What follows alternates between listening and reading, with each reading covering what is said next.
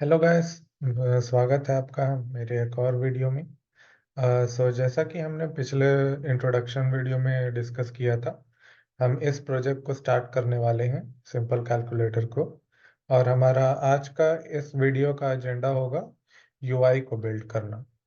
तो स्टार्ट करने से पहले एक ओवरव्यू देख लेते हैं क्या क्या चीज़ की हमें ज़रूरत पड़ने वाली है। तो जैसा कि आप देख सकते हैं, यूआई हमारा जो है तीन रोज में डिवाइडेड है। पहला रो ये, उसके बाद सेकंड रो हमारा ऑपरेटर्स का है, एंड उसके बाद थर्ड रो हमारा दो बटन्स का है। तो एक ये चीज हो गई। उसके बाद ये हमारा ऊपर एक टैब बार है, टॉप ऐप बार इसको कहते हैं, जिसपे सिंपल सा एक टेक्स्ट है जिसमें ऐप का नेम दिख रहा है। तो इस चीज के लिए हम जेटपैक कंपोज की एक प्री प्रोवाइडेड कंपोज यूज करेंगे, जिसे हम कहते हैं स्कैफोल्ड। स्कैफोल्ड एक कंटेनर है जो हमें रूम प्रोवाइड करता है ऑलरेडी बनाकर, कि हम ऊपर टॉप ऐप बार प्रोवाइड कर सकते हैं, नीचे बॉटम ऐप बार प्रोवाइड कर सकते हैं, या फ्लोटिंग एक्शन बटन प्रोवाइड कर सकते हैं, एंड एक्सेट्रा। तो चलिए शुरू करते हैं। तो प्रोजेक्ट को सिंपल रखने के लिए हम सब कुछ फिलहाल तो मेन एक्टिविटी में ही करेंगे। जैसे जैसे हम आगे बढ़ते जाएंगे, हम प्रोजेक्ट को और कॉम्प्लेक्स और ज़्यादा बेहतर और अरेंज्ड एंड ऑर्गेनाइज रखने की कोशिश करेंगे। तो इसका नेमिंग कर देते हैं फिर से, शिफ्ट F6, माई ऐप। हमें इसमें कुछ भी नहीं पास करना। यहाँ से भी एंड्रॉयड को हटा देते हैं, और नीचे से भी एंड्रॉयड को हटा देते हैं। प्रोजेक्ट मेन्यू को, प्रोजेक्ट पैनल को सॉरी, कोलैप्स कर देते हैं, एंड प्रीव्यू को ओपन कर लेते हैं। तो हमें ये टेक्स्ट भी नहीं चाहिए। और जैसा कि मैंने बताया था, हम यूज़ करेंगे स्कैफोल्ड कंपोज। स्कैफोल्ड में हमें प्री बिल्ट टॉप ऐप बार बनाने को मिल जाता है। अगर आप स्कैफोल्ड पे होल्ड करेंगे तो आप देख सकते हैं कि हमें क्या क्या ऑप्शंस मिल रहे हैं। पहला मॉडिफायर, और सेकंड ऑप्शन ही हमारा टॉप बार है। उसके अलावा भी और भी चीज़ें हैं जो फ्यूचर के प्रोजेक्ट्स में हम इंक्लूड करते जाएंगे ताकि और बेहतर समझ सकें। रिव्यू ओपन हो गया है, उसको ठीक कर देते हैं। ओके। तो हमें टॉप ऐप बार चाहिए, top app bar. Okay cool. अब टॉप ऐप बार में हम सिंपल टेक्स्ट यूज कर रहे हैं, जिसमें हम अपने ऐप का नेम शो कर रहे हैं। तो हमारे ऐप का नेम जो है, उसको शो करने के लिए हम स्ट्रिंग रिसोर्स कॉल करेंगे। और जैसा कि हमने पिछले वीडियो में देखा था कि हम आईडी के लिए आर यूज करते हैं। आर फ्रॉम आपके ऐप के पैकेज से आना चाहिए ये, dot string dot app name. ये यहाँ पर रेड दिखा रहा है, वो इसलिए क्योंकि ये अभी एक एक्सपेरिमेंटल फीचर है। तो हमें ऑप्ट इन करना होगा एक्सपेरिमेंटल मटेरियल 3 एपीआई यूज करने के लिए। ये फ्यूचर में चेंज हो सकता है और डिलीट भी हो सकता है, दोनों रीजन।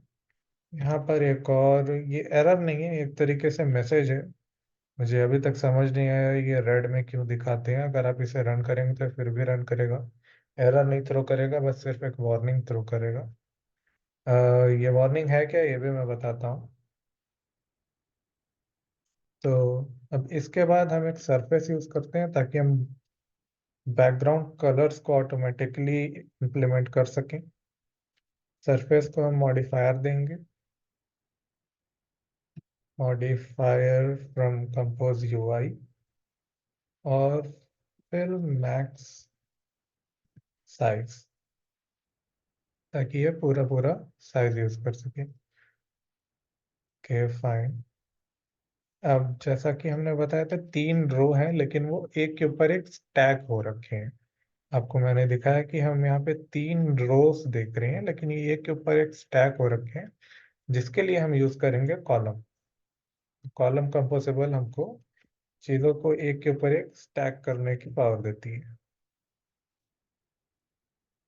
कॉलम को भी फिल मैक्स साइज करना है हमें, ताकि पूरा पेरेंट का ये साइज ले सके।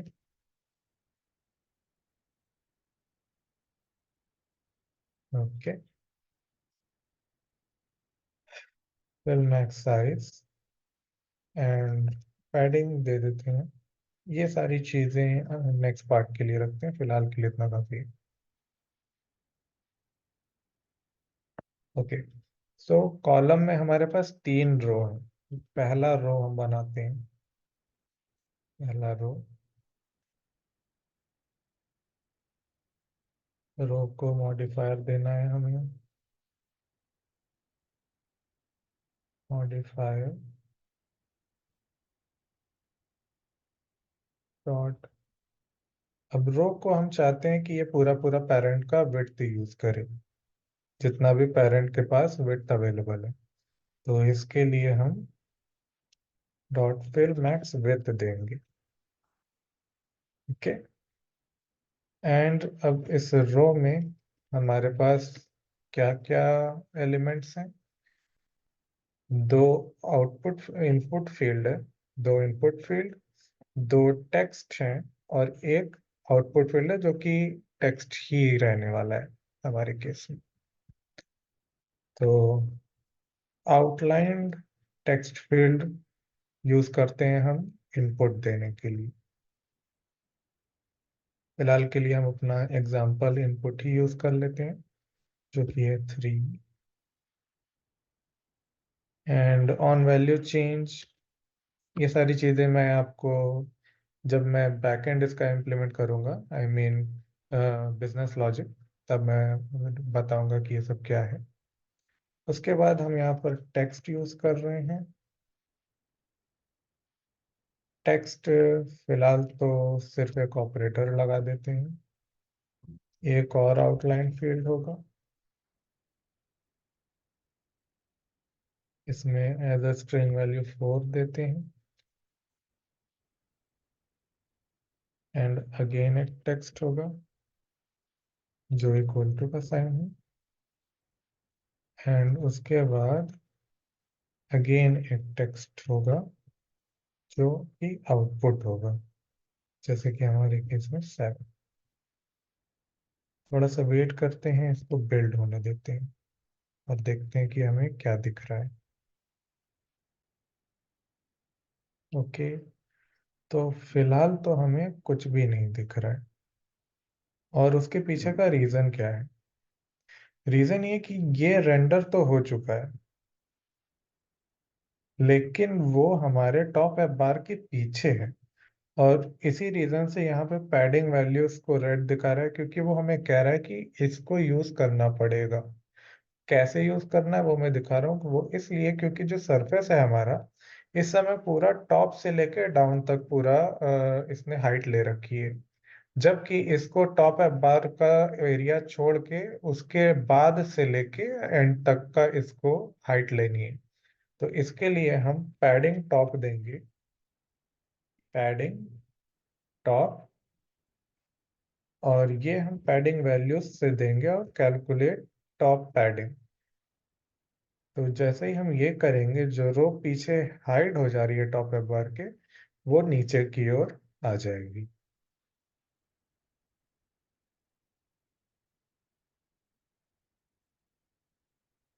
तो जैसा कि मैंने बताया था, वो रो नीचे आ गई है।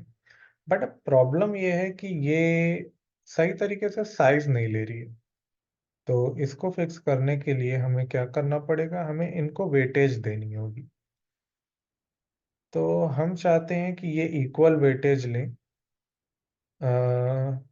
आउटलाइन टेक्स्ट फील्ड और लास्ट वाला जो आउटपुट फील्ड है, जो आउटपुट टेक्स्ट है जिसमें 7 आ रहा है, ये सारे इक्वल वेटेज ले। तो ये कैसे हम दे, वेट हम यूज करते हैं किसी भी एलिमेंट को ये बताने के लिए कि अवेलेबल स्पेस का कितना परसेंट हिस्सा वो ऑक्यूपाई कर सकता है अपने सेल्फ के लिए।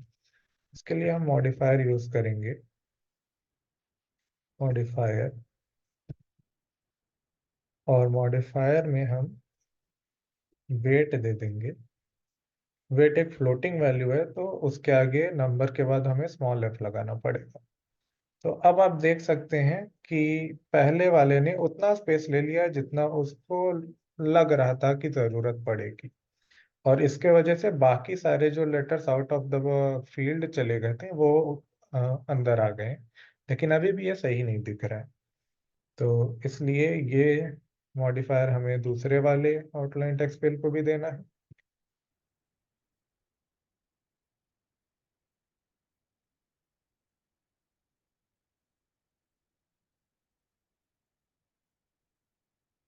और उसके साथ साथ ये मॉडिफायर हमें इस टेक्स्ट को भी देना है।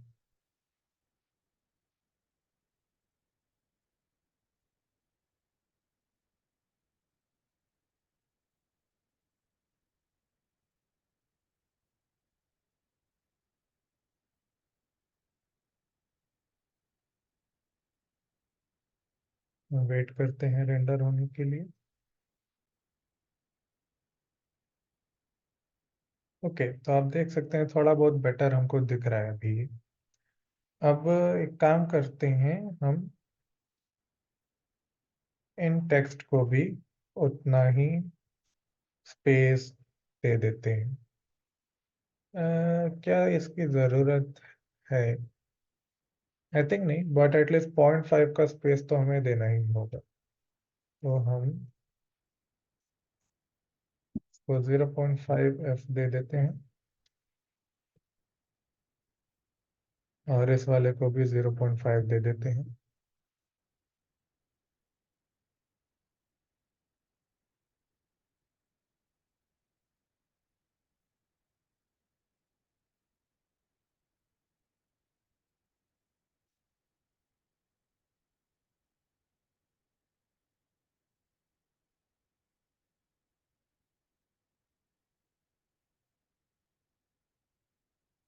ओके,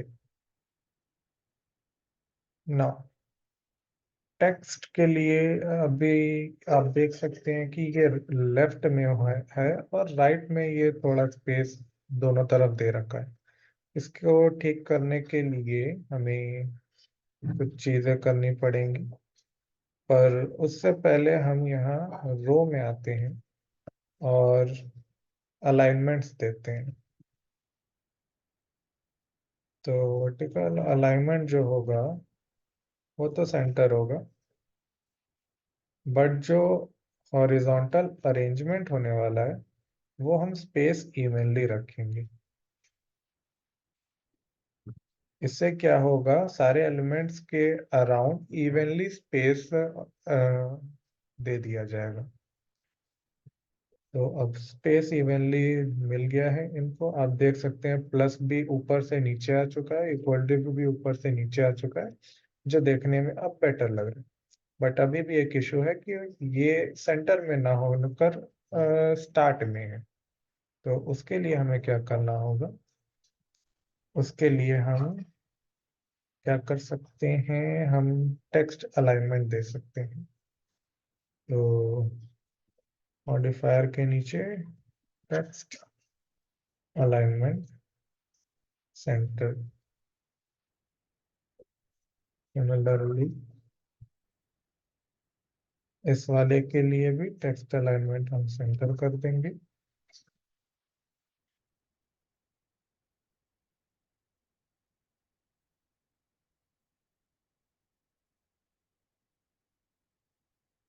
तो इक्वल टू भी अपनी जगह पे हो गया है। और इसके बाद हमें इस वाले टेक्स्ट को थोड़ा बेटर करना पड़ेगा, क्योंकि ये बॉक्स में नहीं है। तो इसके लिए हम मॉडिफायर का ही यूज करेंगे। हम बॉर्डर देंगे इस पे, बॉर्डर, बॉर्डर की विड्थ सॉरी अबाउट दिस, ये कहाँ से आ गया? बॉर्डर की विड्थ 1 dp। ओके। बॉर्डर का कलर कलर ब्लैक ही रहेगा। एंड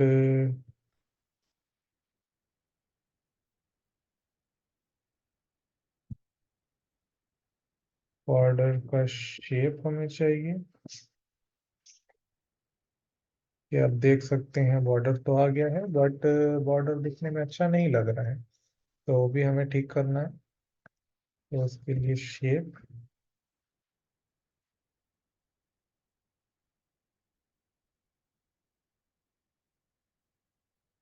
हम यूज करेंगे राउंडेड कॉर्नर शेप। इसमें कॉर्नर देंगे हम। कॉर्नर साइज होगा, जो कि साइज हम देंगे 8 dp। आई थिंक ये 4 dp है।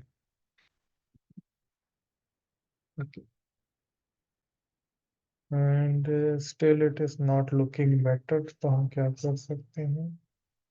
क्या हम पैडिंग से इसको ठीक कर सकते हैं? डीपी एच सी, और पैडिंग बाद में लगाएं तो।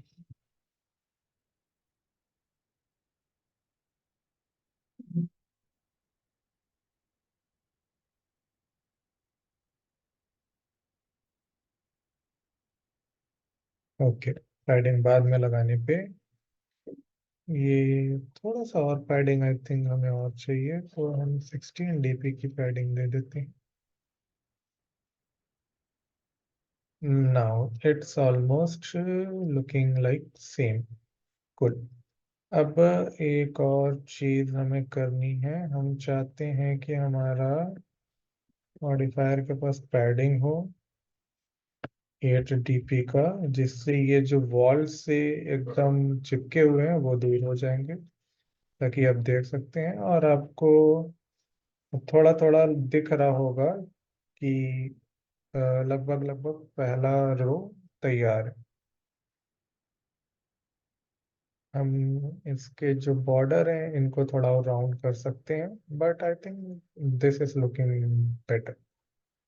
ओके। हाँ, तो ये पहला रो तैयार है। इसी तरह हमें एक और रो चाहिए। क्या ये रो का स्कोप है? आप ऊपर टॉप पे दे सकते हैं, इस पे क्लिक करने के बाद कि ये रो का स्कोप है कि नहीं। ये कॉलम स्कोप है, ये रो का स्कोप है, तो हम इसके बाद एक और रो बनाएंगे। ओके, फॉर सम रीजन ये शो क्यों नहीं कर रहा?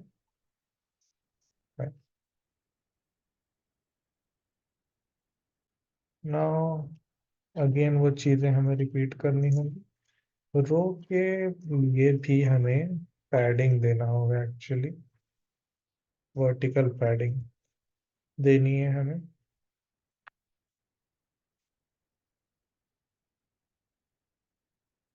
वर्टिकल पैडिंग ऑफ 8 dp हम देंगे।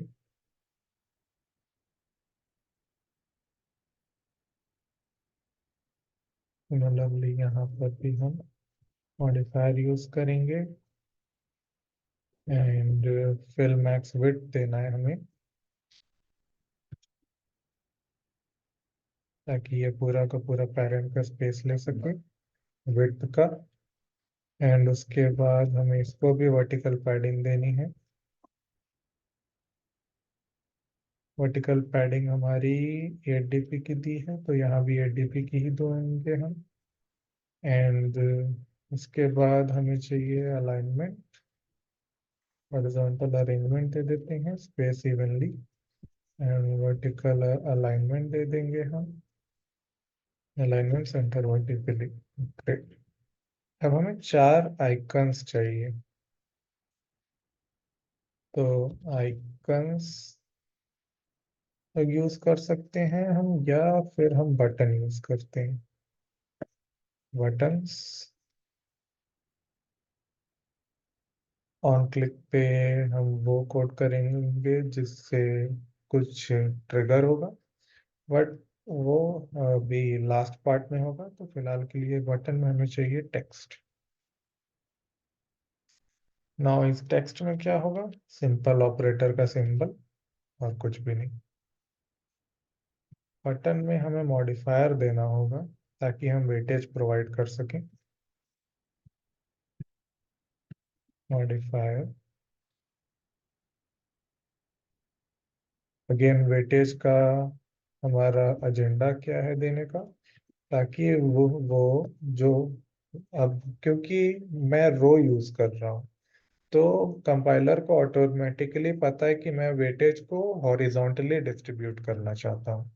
तो ये अपने आप हॉरिजॉन्टली जितने भी एलिमेंट्स होंगे, डिपेंडिंग अपॉन कि आपने वेट में क्या वैल्यू दी है, उसके अकॉर्डिंग अपने आप परसेंटेज वाइज वो सारे एलिमेंट्स को स्पेस डिस्ट्रीब्यूट कर देगा। तो फिलहाल क्योंकि चार बटन्स होने वाले हैं, तो ये चारों बटन्स मैं चाहता हूँ सेम स्पेस लें, तो मैं चारों बटन्स में 1F ही दूंगा अभी। सो उस केस में अब मैं इस बटन की 3 और कॉपी बनाऊंगा। तो 3 और 4, पहला प्लस के लिए, दूसरा माइनस के लिए, तीसरा मल्टीप्लाई करने के लिए, एंड लास्ट वाला डिवाइड करने के लिए।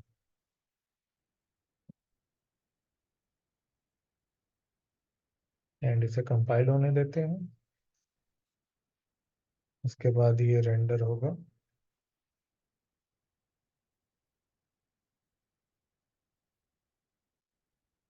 Okay great.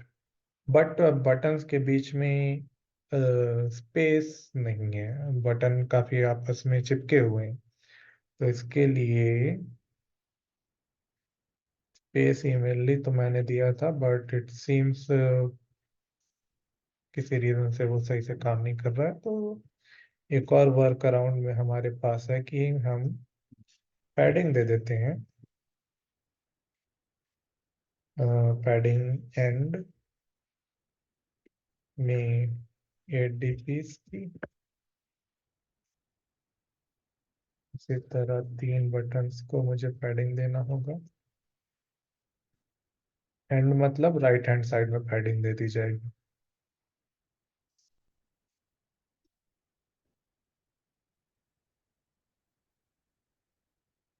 ओके, तो इट सीम्स कि ये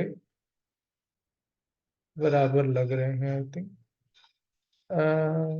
थोड़ा सा आई थिंक इसके वजह से ये राइट वाला बटन थोड़ा बड़ा लग रहा है। वो इसलिए क्योंकि उसने राइट से पैडिंग नहीं ले रखा है, बट अगर मैं उसको राइट से दूंगा तो फिर ये यहाँ से बराबर नहीं बैठेगा। तो इसलिए मैं क्या करने वाला हूँ, मैं एंड के जगह हॉरिजॉन्टल कर दूंगा, और हॉरिजॉन्टल में दोनों तरफ से 8 के जगह 4 की पैडिंग दे दूंगा। तो सारे बटन्स की साइज इवन हो जाएगी।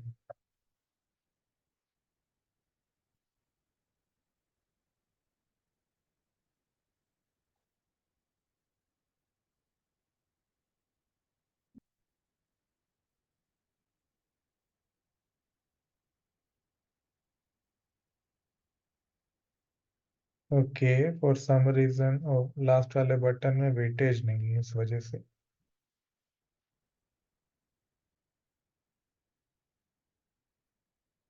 ओके, अब चारों बटन इवन है जैसे कि आप देख पा रहे हैं। ग्रेट। अब हमें बस एक और रो इम्प्लीमेंट करना है।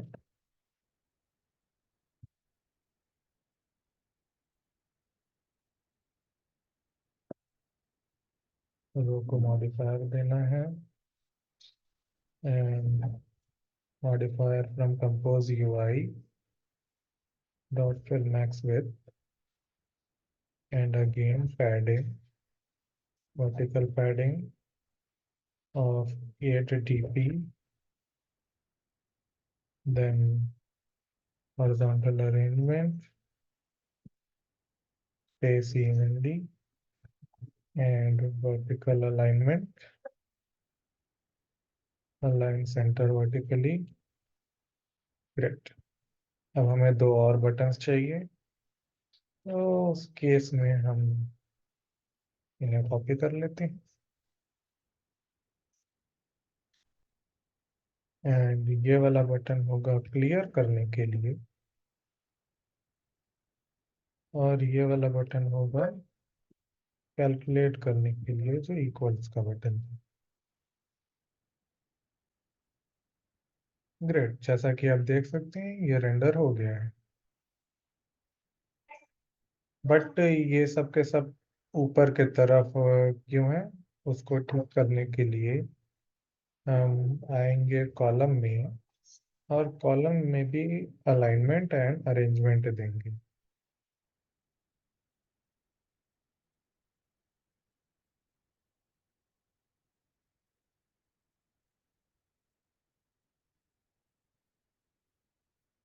अरेंजमेंट हम सेंटर कर देंगे, तो ये सेंटर में आ जाएगा।